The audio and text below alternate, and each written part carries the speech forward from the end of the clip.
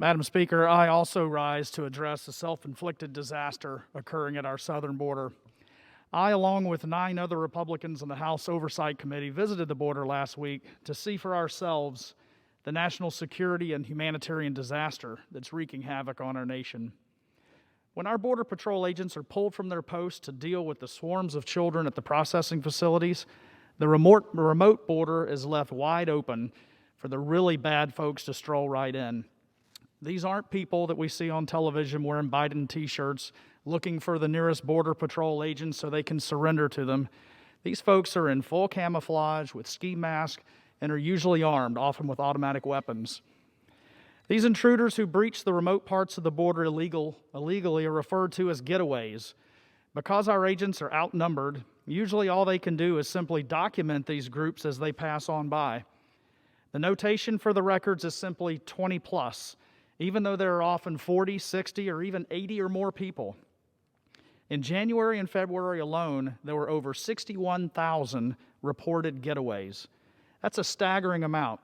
But because the 20-plus documentation grossly underestimates the actual figures, agents told us the real numbers for the first 2 months of the year were probably close to 120,000. Left unchecked, we're looking at 750,000 getaways breaking into our country this year alone. Again, these are not asylum seekers surrendering at the border. They are dangerous criminals, drug smugglers, human traffickers, and terrorists who are willing to do anything to get into America and not be caught. And once they make it to Interstate 10, just a few miles north of the border, they can have easy access to any place in the country. This isn't a border state problem. It's an unfolding national disaster of unprecedented scope that must be addressed for the security of our country. Yet the Biden administration and my colleagues across the aisle refuse to even acknowledge the problem. So far, neither the president nor vice president have bothered to visit the border. We can stop this manufactured crisis. First, we need to complete the border wall.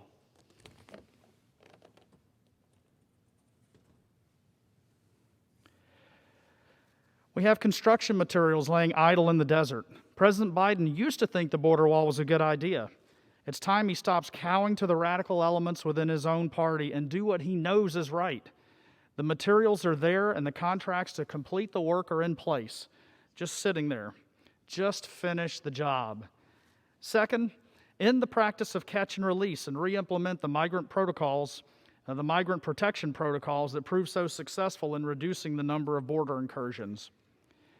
Officers shared with us that only 10 to 12% of people who come here seeking asylum have legitimate cases. The rest are sent back.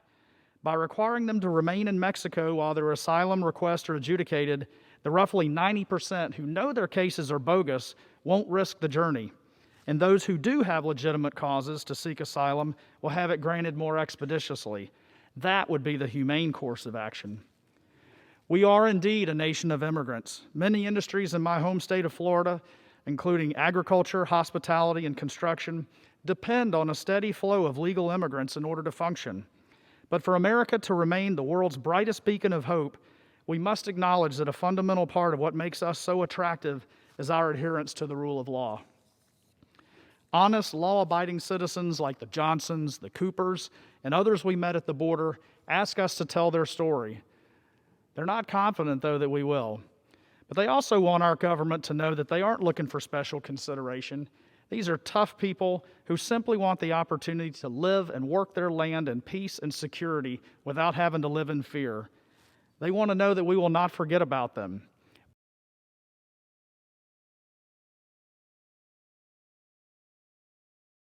We promised we would share their stories. We must not let them down. I yield back. All right, the gentleman yields. Pursuant to Section 11B of House Resolution 188,